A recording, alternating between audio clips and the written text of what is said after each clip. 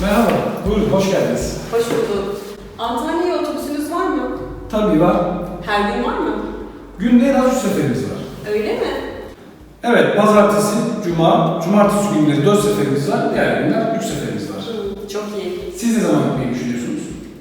Ben gelecek hafta çarşamba günü gitmek istiyorum. O zaman çarşamba günü 3 otobüs var. Evet, doğru. Saat kaçta otobüsler? Bakıyorum hemen, sabah saat 7'de, öğlen saat 1'de ve gece saat 24'te var. Üstelik çarşamba ve perşembe günleri otobüslerimiz indirimli. Aa öyle mi? Ne kadar biletler? Normalde 100 lira, çarşamba ve perşembe günleri 150 indirimli 80 lira. Peki İzmir'den Antalya kaç saat sürüyor? Normalde 6,5-7 saat sürüyor. Yani sabah otobüsü saat 1 gibi Antalya'da oluyor. Sabah saatlerinde trafik yoğun oluyor. Sabah otobüslerimiz 1,5 gibi orada oluyorlar. Otobüsler terminalden kalkıyor herhalde değil mi? Evet ama şehir içerisinden servisimiz var. Terminale servise gelebilirsiniz. Antalya'da da servisiniz var mı? Evet, şehir içerisinde servisimiz var. Çok iyi.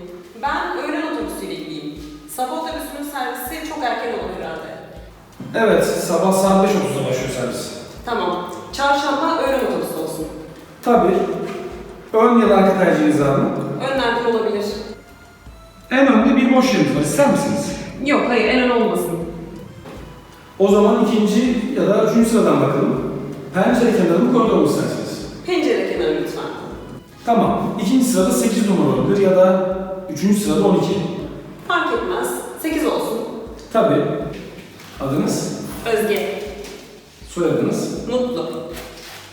Kredi kartını nakit mi ödemek istersiniz? 80 lira değil mi? Evet. Nakit olsun. Biletiniz hazır. Servis kullanacak mısınız? Evet. Bütün servis saatleri orada yazıyor. Ayrıca web sayfamızdan takip edebilirsiniz. Tamam. Çok teşekkürler. Biz teşekkür ederiz. İyi yolculuklar.